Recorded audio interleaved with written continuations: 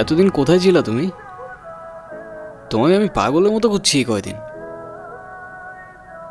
হেমো, মাঝে মাঝে কিন্তু হারিয়ে যাওয়া ম্যান্ড কিছু না, ভালো। কিন্তু তুমি আমাকে পাগলের মতো কেন খুঁজছিলে? আছে কিছু কারণ।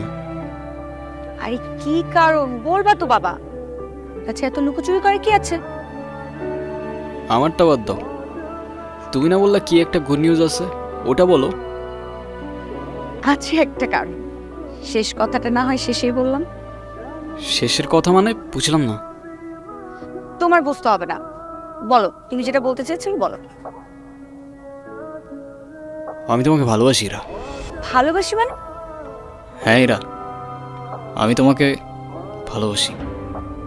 সেই ছন্ন ছাড়া হিমু আজকের হিমুতে পরিবর্তন হয়েছে শুধুমাত্র তোমাকে ভালোবাসি বলে।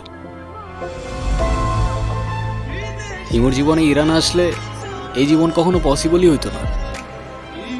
এতদিন আমি কিছু বলতে পারিনি ভয়ে যে আমাদের ফ্রেন্ডশিপটা নষ্ট না হয়ে যায়, কিন্তু আমি আর পারতেছি না ইরা। আমাকে ভুল বুঝো না তুমি। আমি শুধু আমাকে পরিবর্তন না, তোমার জন্য যে কোনো কিছু করতে পারি। I love you Ira. দেখো ইমো, আমি তোমাকে আমার ফ্রেন্ড ছাড়া কখনোই কিছু ভাবিনি। আরে আমরা একসাথে ঘুরতাম, আড্ডা দিতাম, আমরা অনেক বেশি ফ্রি ছিলাম। দেখো এটা না যে আমি তোমাকে ভালোবাসতাম, রাইট? আর তাছাড়া ইমো, আমার বিয়ে ঠিক হয়ে গেছে, আর এই কথাটাই আমি তোমাকে বলতে এসেছি। ও আরেকটা কথা, আজকের পর থেকে আর তুমি আমার লাইফে ব্যাঘাত ঘটাবে না। আমাদের আর কোনোদিন দেখা হবে না, এটাই আমাদের শেষ দেখা। ভালো থেকো। প্রত্যেকটা মানুষের জীবনেই এমন একজন আছে যে কিনা এলোমেলো জীবনটা গুছিয়ে দিয়ে যায়, কিন্তু সেই গোছানো মানুষটাকে ধরে রাখার মতো সাহস বা ক্ষমতা নিয়ে কেউই আসে না। এই প্রজাপতি তোমার শহর ছাড়া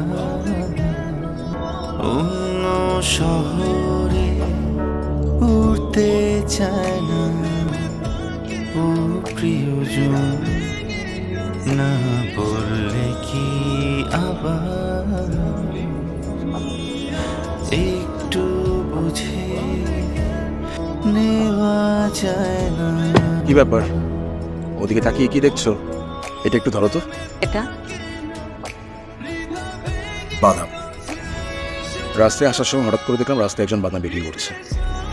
বাদাম তো তোমার ভীষণ পছন্দ, তাই নিয়ে আসলাম। দাও, খোসা ছেড়ে দিই। আমি তো ভুলেই গিয়েছিলাম তুমি তো খোসা সহ বাদাম খেতে পছন্দ। আজকে 3 বছর হয়ে গেছে আমাদের বিয়ে, কিন্তু আমি এখন পর্যন্ত বুঝতে পারলাম না তুমি খোসা সহ বাদামে এমন কি খুঁজে পাও। ভালোবাসা? আমি না মাঝে মাঝে তোমার এসব কঠিন কঠিন কথা একদমই বুঝি না।